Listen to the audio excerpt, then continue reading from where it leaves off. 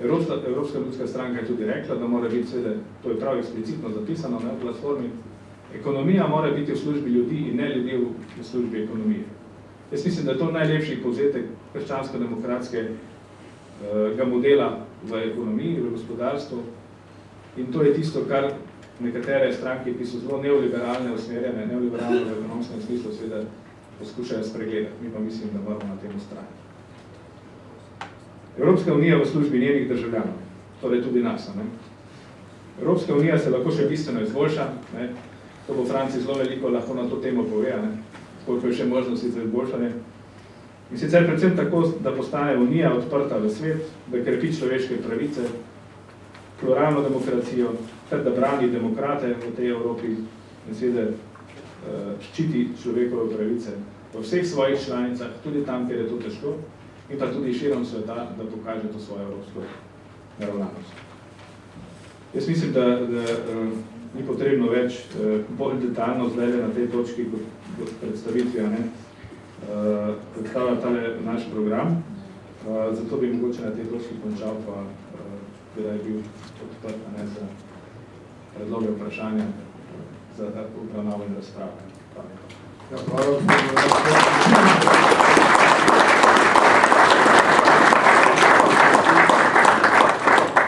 V tej priložnosti sprašujem še kdo Rumika, ki se že popoldan pridružil, či želi besedo, vem, da težko stojite, imamo prenosne mikrofone.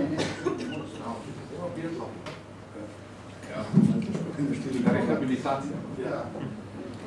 Izvolite, po tako izčrpni predstavitvi programa, kot ga je dal magister Volasko, bi bil jaz v bistvu izredno kratek. Ta struktura, ki je začel tudi pri piramidi in bi poudaril en aspekt te strukture. Skupaj z strokovnimi odbori omogoča ta struktura programa komunikacijo znotraj stranke. To se pravi, mi dajemo in smo dajali pri pripravi programa tej komunikaciji znotraj stranke izredno poudaril. Preko strokovnih odborov dobimo mi pobude, se dobivajo pobude, damo glas vsakemu članu Slovenske ljudske stranke, da lahko izraži svoja stališča, svoje predloge in svoja mnenja. In z tem programom, ki ga imamo, skrbimo, da te predlogi ostajajo nekako konzistentni del našega programa. Da niso recimo programski deli med sabo v kontradikciji. Mislim, da je to en velik korak naprej. Mi moramo krepiti notranjo demokracijo, moramo krepiti notranje delo, spodbujati vsakega člana k delu in odzivanju, obenem pa seveda to delo koordinirati, tako da pridemo z nekim kvalitetnim programom. Ja, gospodarstvo je ključen element in permanentna kriza, s katero še zdaj nismo išli, kaže predvsem na to, da smo mi v to krizo ušli predvsem nepripravljeni. Nepripravljeni za tega, ker nismo izvedli, tako kot je magister Volasko rekel, nismo izvedli tranzicije do konca, tako kot bi jo morali. Države, ki so to tranzicijo izvedle do konca, so mogoče v začetku zaostale, vendar nas sedaj te države prehitevajo. Mi moramo to tranzicijo izvesti do konca.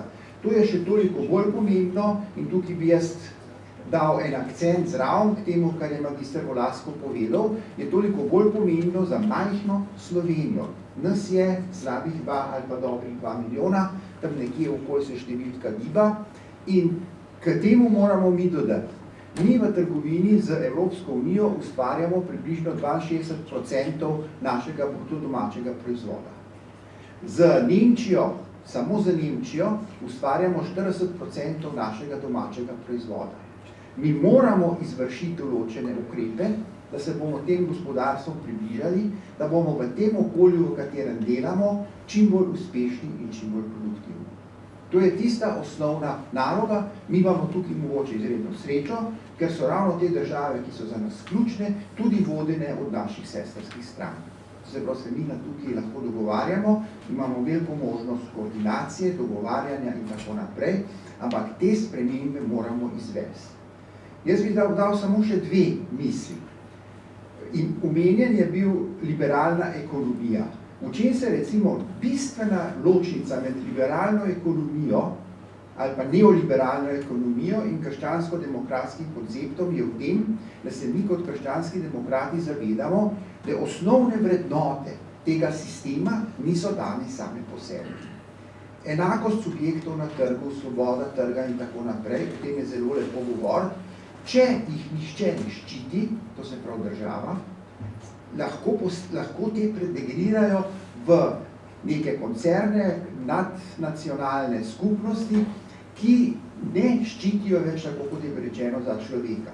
To se pravi, dolžnost države je, da te osnovne vrednote svobodnega gospodarstva, enakosti subjektov na trgu ščiti in jih zagotavlja. To je tisto, kar smo mi tukaj skušali jasno poudariti. Tukaj so te razlike, so na prvi pogled lepo majhne, ampak v bistvu so pa zelo bistvene. In ravno kriza, ki je bila v svetu, je bila izzvana s tem, ker se tega ni upoštevalo. Nič se samo ne regulira. Jaz vam bom povedal še eno zelo na hitro primerjavo.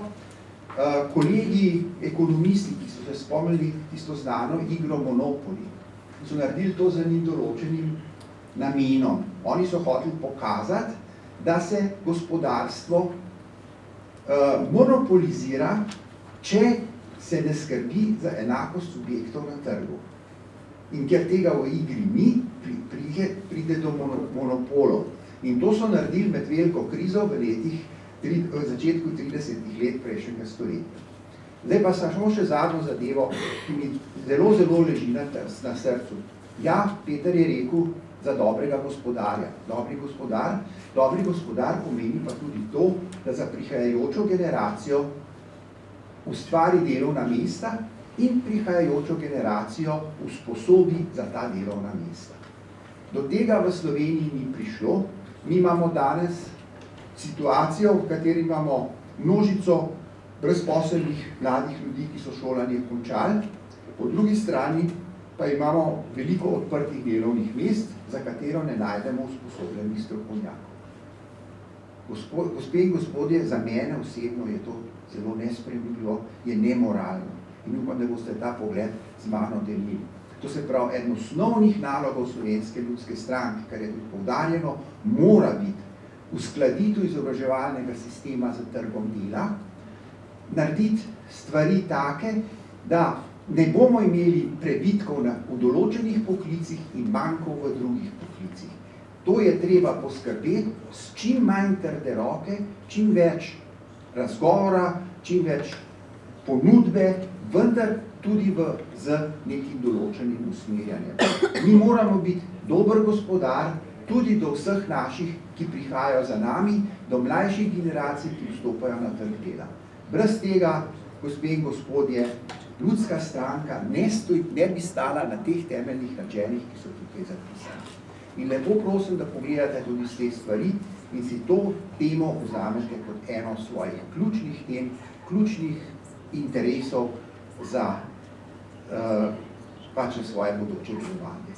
Jaz se vam bi na tem mestu lepo zahvalil, tako se zahvalil za celo poslušanje tega precej dolgega razlaganja, ampak jaz mislim, da smo naredili za tem programom en bistven korak naprej k medsebojni komunikaciji, k medsebojni povezanosti stranke in izpostavitvi ključnih problemov, ki so v stranki, ki se v Sloveniji pojavljajo. Hvala lepa za vašo pozornost.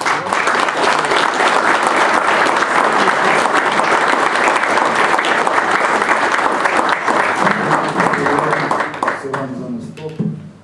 Se odpiram splošno razpravo na programski dokument tega kongresa. Se pojavljate. Izvolite. Ja, bi prosim, če kar tiste prijave date, imate prijavnice. Spotenko, izvolite.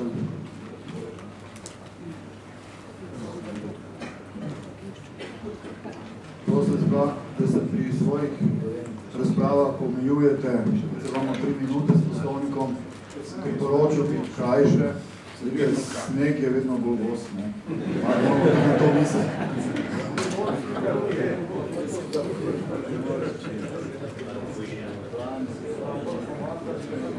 Dobar dan, vsem skupaj, vse bi pozdravil. lepo se zahvalil gospodu Zidanšku za sejajen program, za sejajen govor, ga jemo.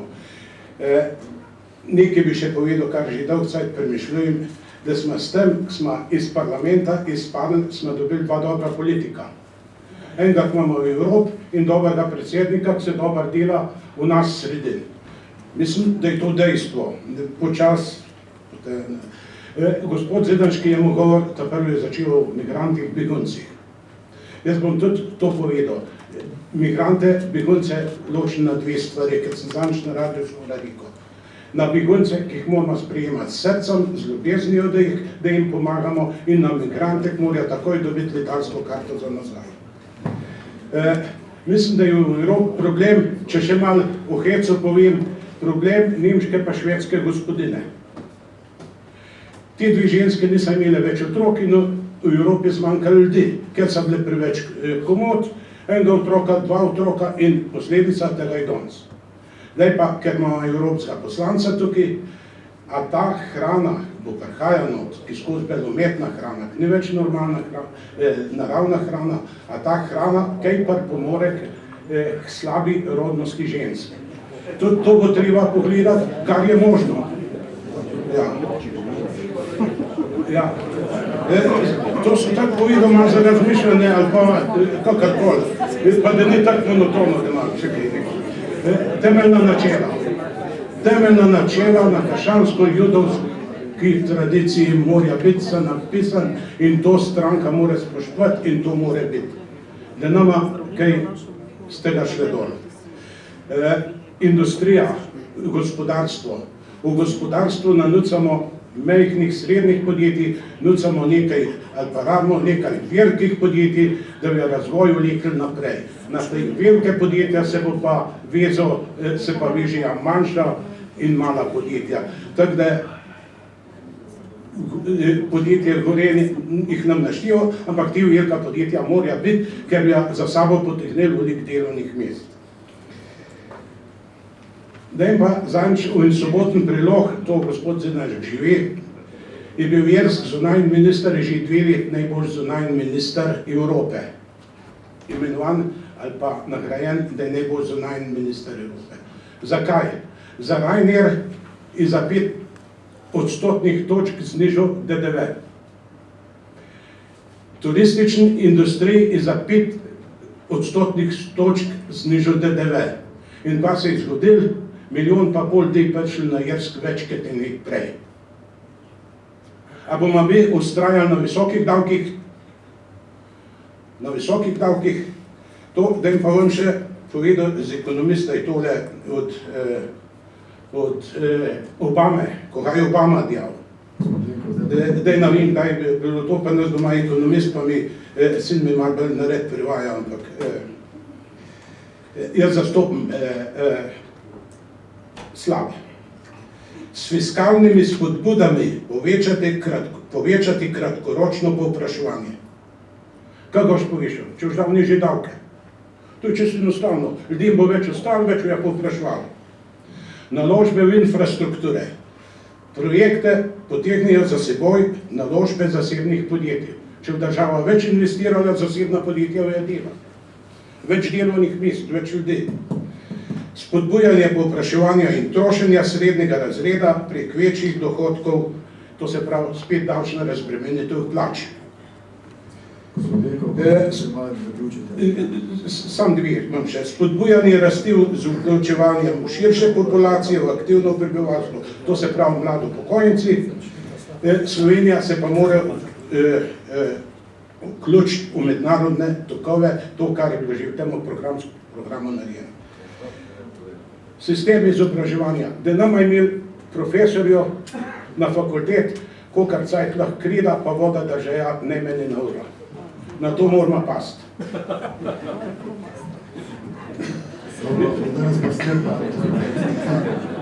Zdaj pa še tole. Ekonomija in gospodarstvo morata biti motor napredka in ustvarjalca kvalitetnih delovnih mest, ki so rezultat domačega in tuje znanja. Davčna politika mora slediti gospodarstvo z zniževanjem davčnih bremen, tako v obdavčitvi profita podjetij, osebnih dohodkov in nazadnje tudi znižanja DDV in trošarin. Na podlagi tega se poveča zaposlenost in poveča se osebni dohodek in posledično se zmanjšajo socialni transferi zaradi večje zaposlenosti ljudi. In s tem se poveča potrošnja tudi domačega in tujega potrošnika v Sloveniji. Še nekaj povem spotja, da bo lažje razumljiv. Zaradi velike trošarine, velikega DDV-ja je v Tržiču peko šel pod voda.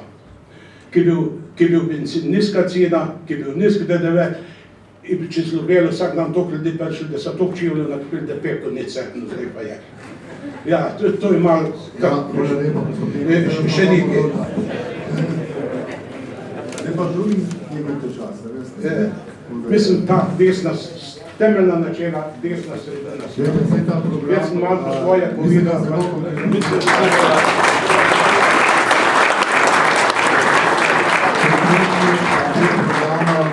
Je naloga glavnega odbora in ko ste lahko takrat detalje predstavili.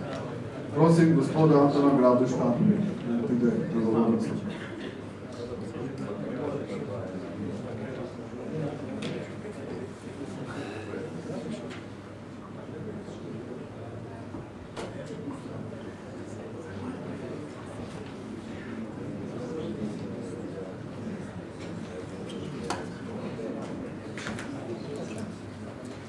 Hvala lepa.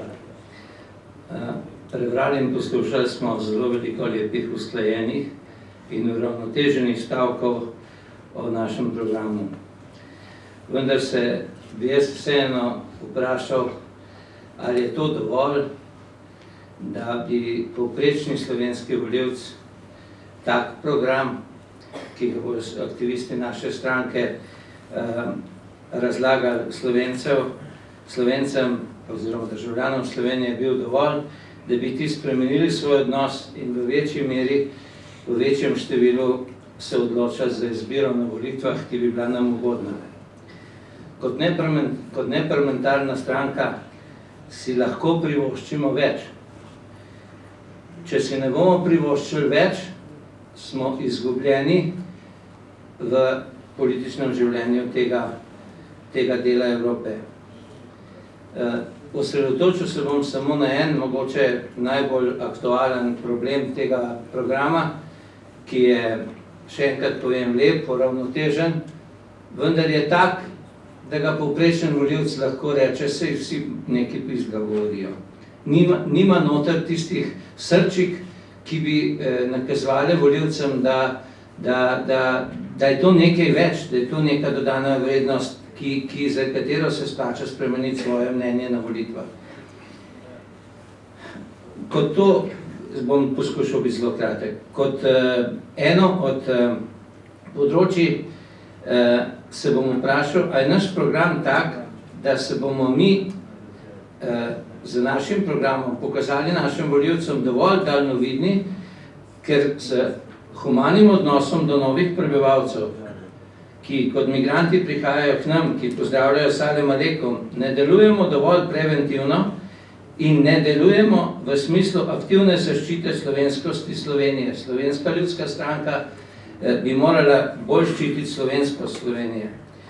Če tudi lahko podpiramo neko toleranco do prebežnikov ali pribežnikov, ki imajo druge vrednote kot mi, moramo zahtevati, da naše meje ne sme mirno prestopiti nekdo, ki je brez dokumentov, ki je verjetno dokumente zavrgel, načrtno ali nenačrtno, in moramo verižno zahtevati vseh držav na našem jugovzhodu, da enako postopajo, da drugače jim moramo pa na nek način te ljudi vračati, če jih pa ne moremo vračati, morajo pa v take sprejemne centre, ki so podobni, oprostite izrazu, zaporom, ali pa kot je moj predhodnik rekel, jim dati letalsko karto. Če zaključim z eno samo primerjavo iz zgodovine, naši predniki nas niso ubranili pred turškimi vpadi z humanističnimi knjigami, z humanističnimi govori, z humanističnimi programi, ampak so vzeli v roke orodja, okoli cerkva in druge so gradili zidove, vzeli so orožje in šli v boj, naprimer turjaški šef je šel v boj v Sisah, ki ni v srčju Slovenije, pa je tam naredil red, kot ga je treba delati. In zato mora Slovenska ljudska stranka tudi v svojem delovanju, če že ne v osnovnem programu, pa drugače še bolj glasno zahtevati branjenje slovenstva na naših mejah in zunanjih. Hvala.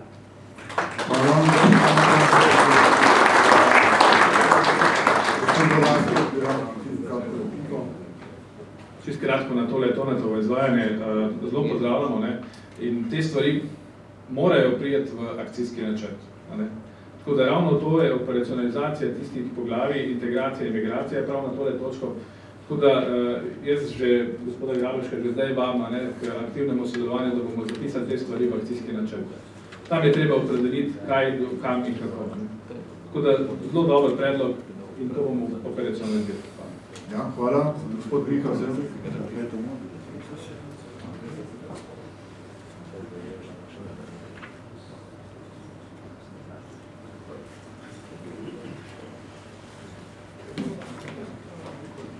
Dober dan, tudi v mojem imenu. Bom rekel, da sem vesel, da je ta program tako dobro pripravljen. Vendar sem tudi vprašal, ali je dovolj dober, da pridemo nazaj, da bomo pripričali naše Slovence, da je bo ta program pripričal. Bom se pa dotaknil zadeve, je dober. Vendar mi ga moramo tudi udejanjati. Pa bom kar en primer povedal, mi imamo dele ta referendum, pa bi mi v družini imamo krasno napisano. Ampak mi bi to lahko dejanjali že odkar se v tega referenduma pogovarjamo.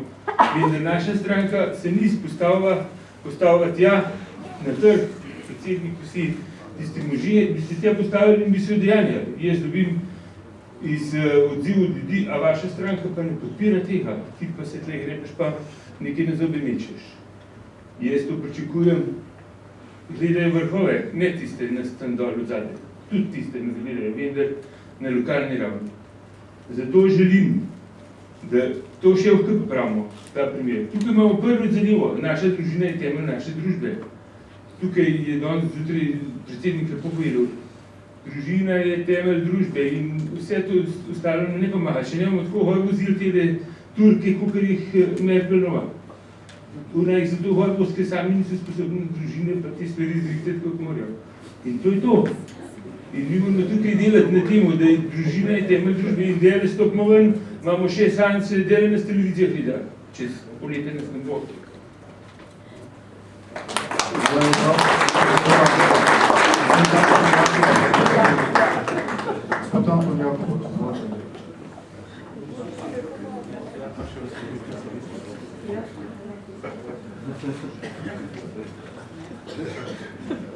Lep pozdrav.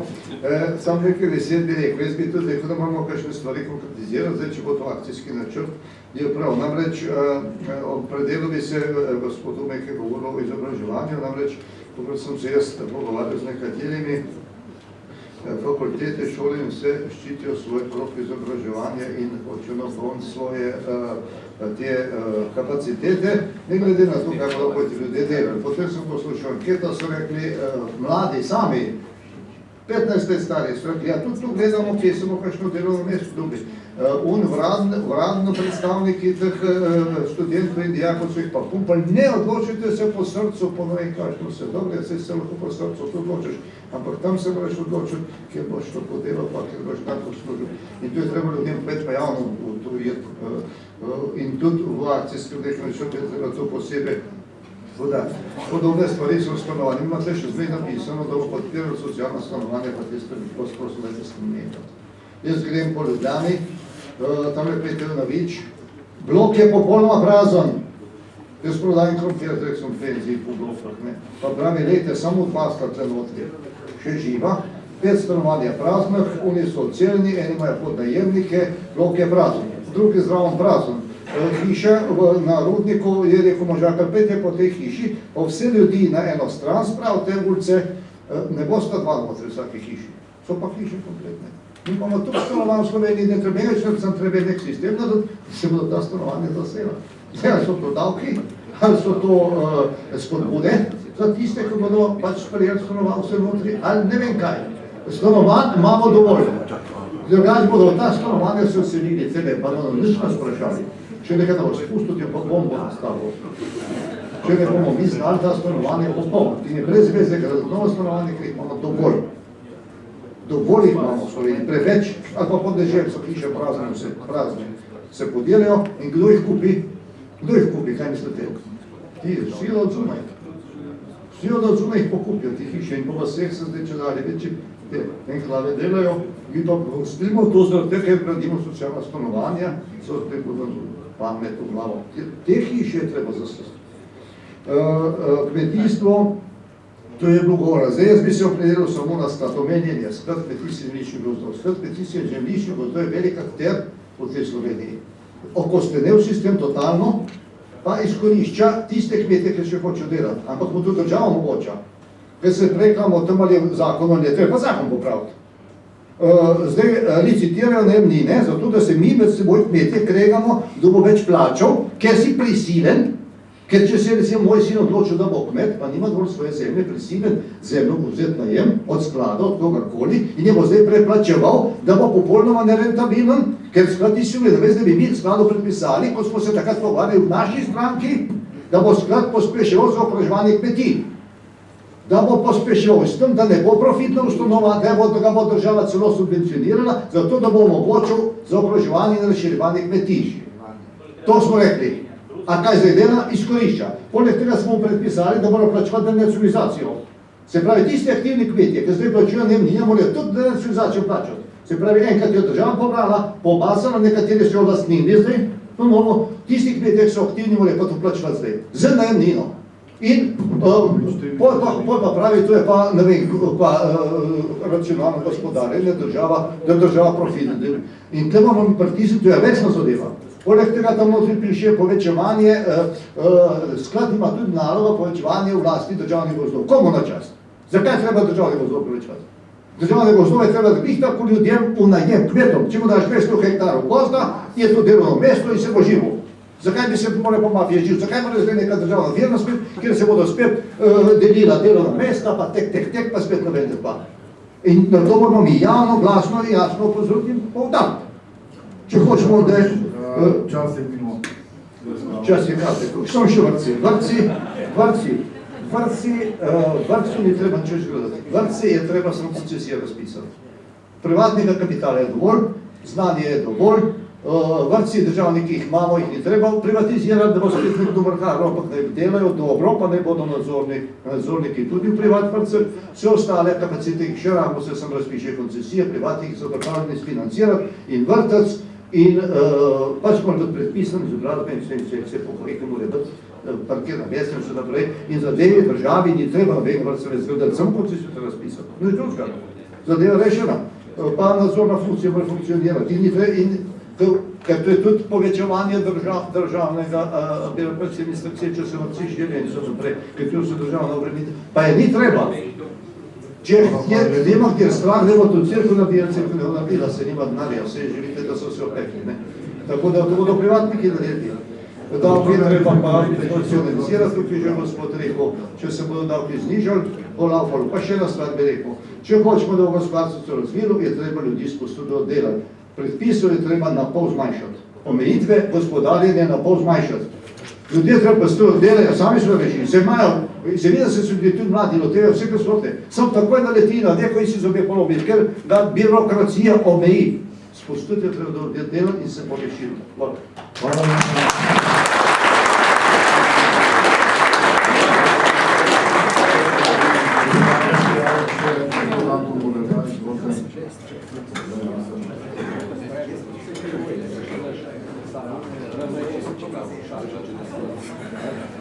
Pozdrav vsem. Se vidite, jaz glede na zunanjo spadam med tiste zemljšoma starejšim. V tem programu je bilo veliko stvari napisanih, vendar mladi pa stari ali pa samo stari o tej temi pa nisem videl, kaj je veliko stavkov napisanih. Pa bi jih mogoče bilo potrebno kaj napisati. Kajti bilo je rečeno, kako se naša družba stara, pa leta 2050 so poznali vso tisto statistiko, kakšna je, v glavnem nič optimistično. Po drugi strani, pa ko gledamo stranko, našo stranko SLS, število članstva, kolikor ga ima, če pogledamo pokojenci, člani pa simpatizeri, jih je gotovo približno četrtina. In če to izračunate, koliko je to članstva, ni tako majhna in zanemarljiva številka. Zdaj pa nekateri so še, ali pa smo še v teh letih še sposobni marsikaj narediti in mislim, da je to treba izkoristiti. Ne? Posebno, ko je podpredsednik rekel, kako bo zdaj pa ta kadrovska kuhinja, pa kadrovska osvežitev začela delovati, bi toplo priporočal, da tudi ta upokojenski, vsaj ta del tega sloja vključite zraven, mogoče bo vam kaj prišel naprav. Pa še nekaj moram povedati. Mi smo člani Evropske seniorske organizacije. Moja malenkost je tudi eden od 12 podpredsednikov. In to se dobivamo nekajkrat na leto in se pogovarjamo predvsem o stvareh, najti mesto tem starejšim v Evropi, kaj lahko naredijo, kaj je pa treba tudi za starejše narediti, da bi bila njihova starost kolikor toliko, kaj s tem, spodobna, primerna in tako starosti v redu. No in mi sodelujemo, pa moram povedati, s seniori, kot že veste, NSI in SDS. Oni imajo organizirano tudi dobro to seniorsko organizacijo, zvezo, tako kot ima SLS. In v prihodnje leto, v jeseni, bomo v Ljubljani organizirali tako imenovano regijsko konferenco o temi, ravno tej temi, mladi, stari, kaj bo takrat, če aktualna problematika še danes ne vemo, ne? Tu je pred nami še 11 mesecev, vse mogoče se bo še lahko zgodilo, glede na to, kar je nam tudi predsednik prej pripovedoval. Tako da jaz si to, ko bi rekel, se priporočam, ampak mislim, da bi tudi ta starejša generacija lahko dala nekaj in jih spodbuditi, ker je pa treba nam samo reči, pa ljudje delajo, ker nas je v teh vrstah SLS-a kar precejšno število. In na koncu bi rad še izrekel kompliment predsedniku stranke za govor, ki je redko slišan, ki je zaobjel vso to problematiko in politično, trenutno politično, globalno politično in gospodarsko, in bi bil zelo vesel, če najde stranka tajništvo način, da bodo vsi naši člani to dobili v primerni obliki v branje in tudi v kakšen odgovor, v kakšno dopolnilo. Moram reči, da v enem letu, kar je na čelu stranke, kar je vodi stranko nova ekipa, da sem jaz in tudi nekaj mojih okrog mene prijetno presenečenih in mislim, da je to prava pot, v katero gre Slovenska ljudska stranka. Toliko. Hvala lepa.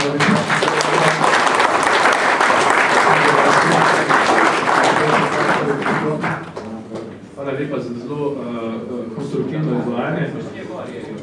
Jaz bi predlagal, da seniorska zveza v stranki v vsak strokovni odbor v bistvu predlaga svojega člana. Zaradi tega, ker to dimenzijo je potrebno upoštevati ne samo v enem delčku programa, ampak v vseh. In jaz bi res vas pozval, da ko bodo strokovni odbori zdaj konstituirani, da posod ekipirate svoje predstavnike noter, da tudi to tematiko na vseh segmentih obravnavate. Hvala lepa. Zdaj novih prijavljenih za razpravo ni več. S tem zaključujem splošno razpravo. Predlogi sprememb tudi ni bilo vloženih, ne v dogovorjenem roku, niti zdaj nisem slišal takega konkretnega predloga. Ker ste imeli bolj konkretne predloge, sem razumel, da boste na danih akih, ko ta piramida lepo prikazuje, predvsem v akcijskem načrtu našli verjetno lahko svoje mesto. Tako da zdaj predlagam, da glasujemo o programu stranke SLS v celoti, tako kot je bil predlagan. Kdo je za, ne prosim, dvignete roko.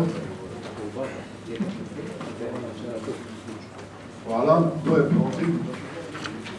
proti ni nihče, torej program stranke SDS soglasno.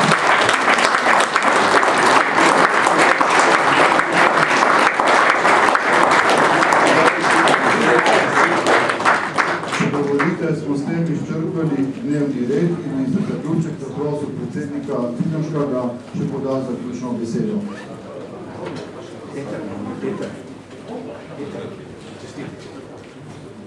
Ja.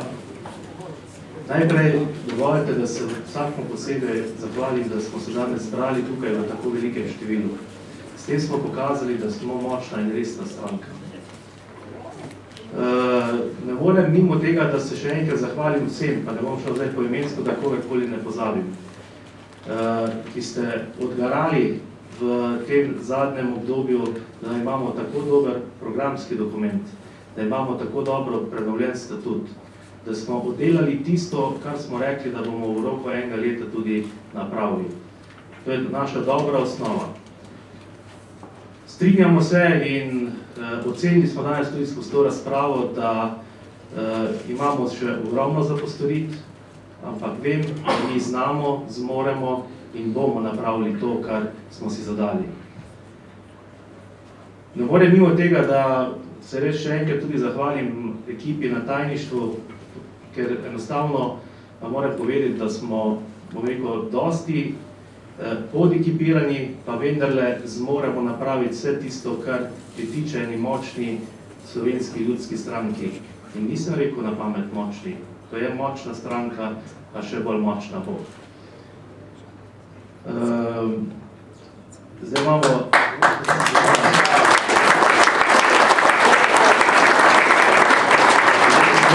Zdaj imam priložnost, da prvič rečem pred nekaj urami nazaj, ali pa nekaj velik, ne. Zdaj imamo direktorico stranke. Gospod direktorica. Hvala lepa, da ste podporili tudi od mojih predlogov. Zato, ker sem rekel, ne, da imamo v bistvu tudi v športu